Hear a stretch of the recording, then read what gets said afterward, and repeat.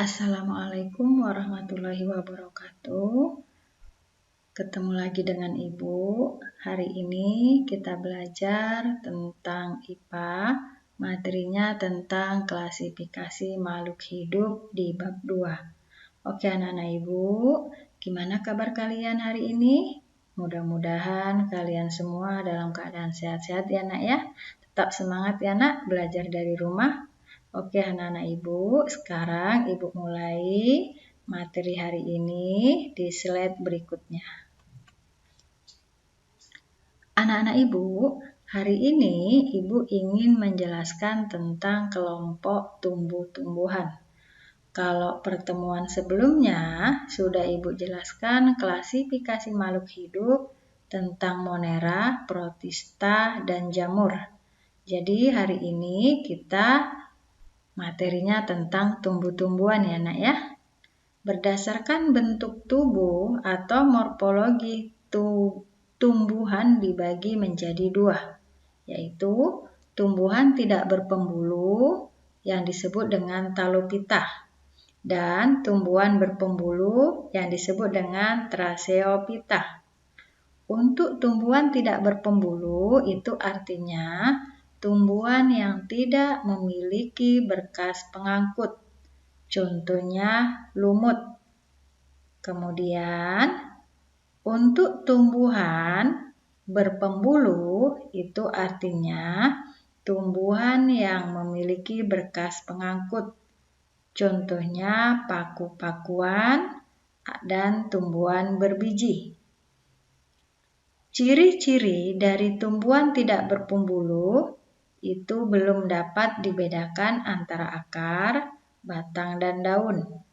Kemudian akarnya masih berupa rizoid dan memiliki spora dan berklorofil. Sedangkan tumbuhan berpembuluh memiliki ciri-ciri sudah dapat dibedakan antara akar, batang, dan daun.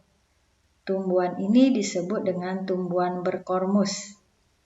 Tumbuhan berkormus ini dibagi 2, yaitu untuk paku-pakuan namanya Cormophyta berspora, sedangkan untuk tumbuhan biji namanya Cormophyta berbunga.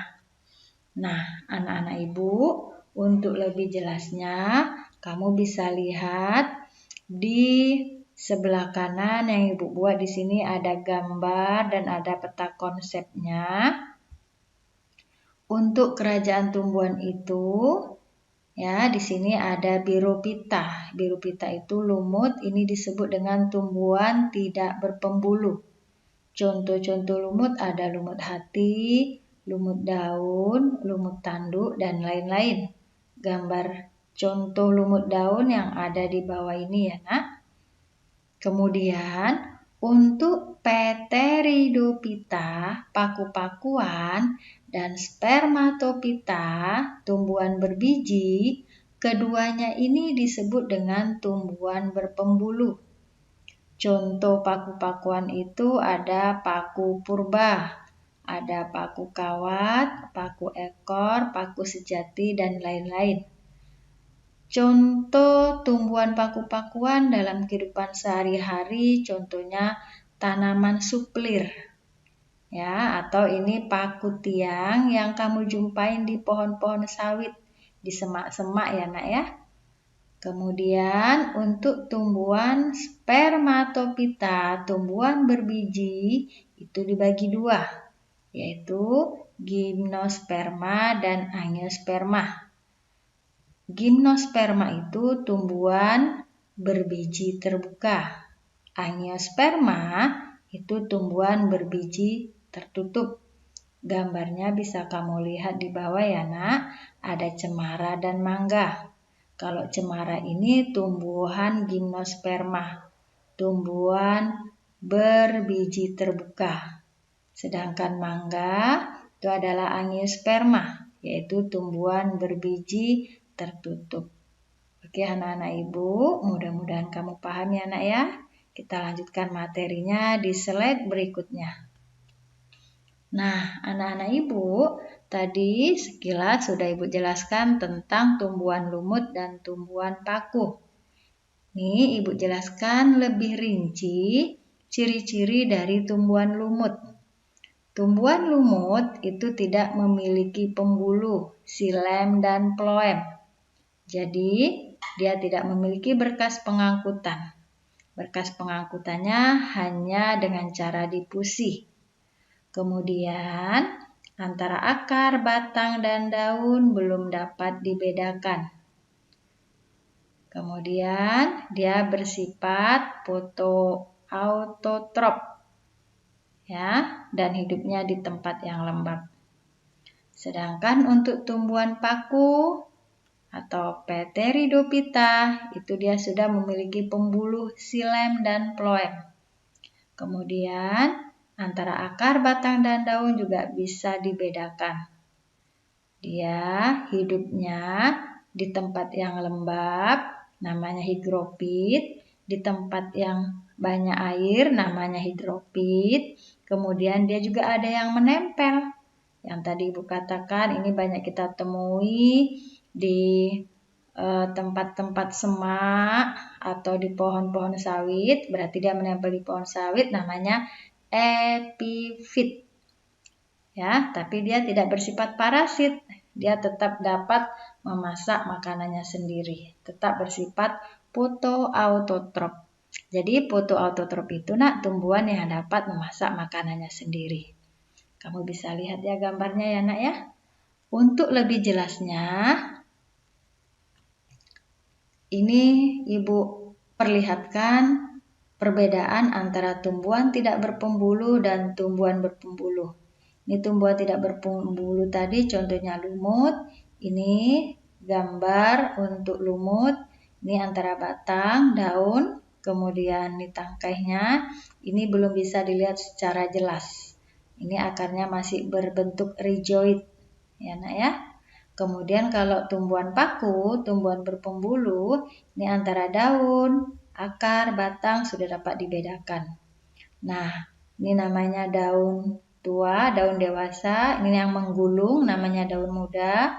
Kemudian di daun tua ini kalau dia sudah tua, di belakangnya ada namanya sporangium, yang nanti dia kalau jatuh akan tumbuh tumbuhan paku baru. Nah, ini batangnya, kemudian yang paling bawah akarnya. Oke anak-anak Ibu, mudah-mudahan kamu sudah paham, sudah bisa membedakan antara tumbuhan lumut dan tumbuhan paku. Sekarang Ibu jelaskan lebih lanjut di slide berikutnya. Oke anak-anak Ibu, sekarang yang ketiga Ibu jelaskan tentang klasifikasi tumbuhan biji. Tumbuhan biji itu dibagi menjadi dua, yaitu tumbuhan biji terbuka yang disebut dengan gimnosperma dan tumbuhan biji tertutup yang disebut dengan angiosperma. Tadi di awal sudah Ibu singgung sedikit, contoh tumbuhan terbuka ini contohnya tadi cemara, contoh tumbuhan tertutup tadi mangga. Untuk lebih jelasnya sekarang Ibu jelaskan ciri-ciri tumbuhan biji terbuka dan biji tertutup. Tumbuhan biji terbuka ini bisa kamu lihat di sini ya nak ya. Ini tumbuhan yang berupa semak-semak atau pohon yang batangnya keras dan berkayu seperti cemara tadi. Kemudian akarnya berbentuk akar tunggang dan batangnya bercabang-cabang. Kemudian daunnya kaku, sempit serta bentuknya pipi. Ya, bentuknya pipi. Kemudian dia bunga yang sesungguhnya belum ada. Jadi pada dasarnya kalau tumbuhan biji terbuka ini bunganya dia belum ada. Kemudian bakal bijinya ya ini terdapat pada daun buah. Ini bakal biji terdapat pada badan mirip makroskopil dan disebut dengan daun buah. Kemudian ini serbuk sari terdapat pada badan sehingga tumbuhan biji disejajarkan dengan yang namanya tumbuhan paku heterospora. Nah, anak-anak Ibu, perbedaannya dengan tumbuhan biji tertutup, ini bisa kamu lihat. Kalau tumbuhan biji tertutup, bunganya sudah kelihatan. Artinya ada bunga yang sesungguhnya. kemudian daunnya lebar ya. Bakal biji ini tidak tampak karena dia ditutupin oleh bakal buah. Kemudian untuk tumbuhan berbiji ini dibagi dua menjadi tumbuhan monokotil dan dikotil. Kalau monokotil itu berkeping satu, ini contohnya padi. Sedangkan untuk tumbuhan dikotil itu berkeping dua, contohnya kacang tanah. Nah, anak-anak ibu, sekarang kita lanjutkan ya slide berikutnya. Oke anak-anak ibu, ini perbedaan antara monokotil dan dikotil. Tadi di awal sudah ibu jelaskan, untuk tumbuhan berbiji dibagi dua menjadi gimnosperma dan angiosperma. Untuk tumbuhan angiosperma, tumbuhan berbiji itu kita bagi dua lagi, yaitu berbiji satu atau berkeping satu dan tumbuhan berbiji berkeping dua.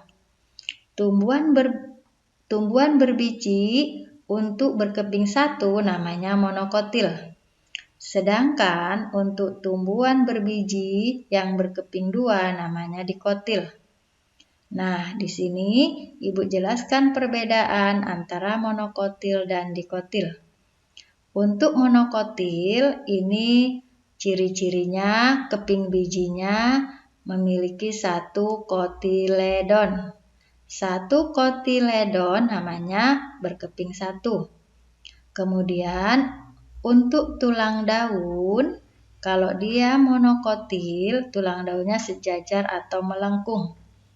Sedangkan untuk dikotil, itu tulang daunnya menyirip atau menjari, seperti daun ubi, menjari. Kemudian untuk batang, kalau dia tumbuhan monokotil, itu berkas pembuluhnya tersebar. Sedangkan untuk tumbuhan dikotil, berkas pembuluhnya atau berkas pengangkutnya tersusun dalam suatu lingkaran. Kamu bisa lihat perbedaannya ya anak-anak ibu. Yang ini dia membentuk lingkaran, sedangkan yang ini untuk berkas pembuluhnya tersebar. Nah, sekarang kita lanjutkan untuk bunga. Tumbuhan monokotil, dia bagian bunganya itu berkelipatan 3.